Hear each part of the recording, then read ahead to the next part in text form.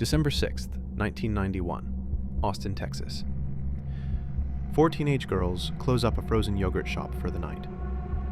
By morning, their lives are gone, and the city wakes up to a crime so brutal it would haunt it for decades. This case haunted Austin. This isn't just a story of murder.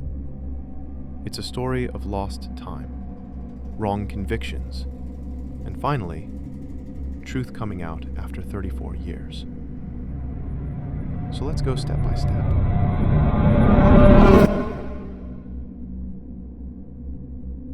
A fire was reported inside an I Can't Believe It's yogurt shop in Austin, Texas. Firefighters arrived just after midnight, thinking it was a routine blaze. But what they found inside shook the entire city. 4 girls, all bound, gagged, shot, and the shop deliberately set on fire to destroy evidence.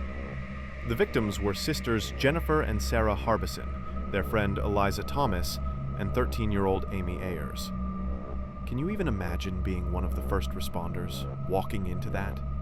It's the kind of scene that stays with you forever. The innocence of the city had been ripped away in a single night. And what makes it worse? These were kids, just working a part-time job, wrapping up their night, making plans for the weekend. You almost can't reconcile that with what happened next. A week later, police arrested 16-year-old Maurice Pierce with a .22 pistol, the same caliber used in the murders. He pointed to 3 friends, Michael Scott, Robert Springsteen, and Forrest Wellborn. Now here's the frustrating part. There was no physical evidence linking them to the crime. Nothing. And yet, pressure built. Confessions were extracted. 2 of them, Scott and Springsteen, admitted involvement, but their stories didn't even line up. In 1999, Springsteen was sentenced to death, Scott to life in prison. Families thought justice had been served, but deep down, investigators knew something felt off. And you can't help but wonder, how many lives are forever altered by rushed judgments, especially in cases like this? Fast forward to the early 2000s. DNA testing had come a long way. Samples from the victims were tested, and shockingly, none of it matched the convicted men. Not a single match. In 2009, both Scott and Springsteen were released. Charges dropped. The case went cold. And if you stop and think about it, imagine being the families. After years of believing justice was served, they had to start over. It's heartbreaking. And yet, that heartbreak pushed investigators to keep looking.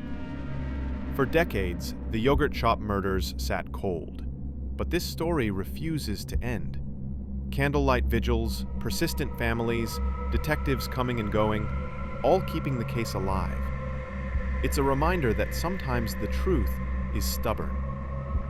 You almost have to admire that dedication, even amid all the disappointment and frustration. Then, in 2025, everything changed. Investigators turned to forensic genealogy, comparing DNA from the crime scene to public family trees, and it led them to one man, Robert Eugene Brashers. Now here's the scary part. This man had a history of violent crime, including rapes and murders in multiple states, and he had died in 1999.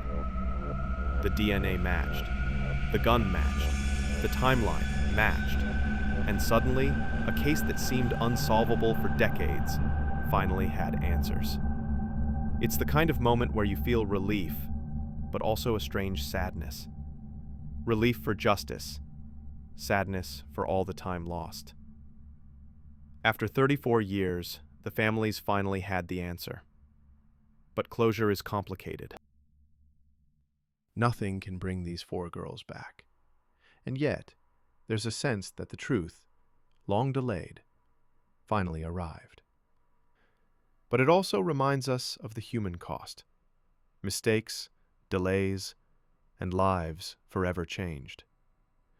It's a story of frustration, mystery, and ultimately, the stubborn pursuit of truth. Thanks for watching.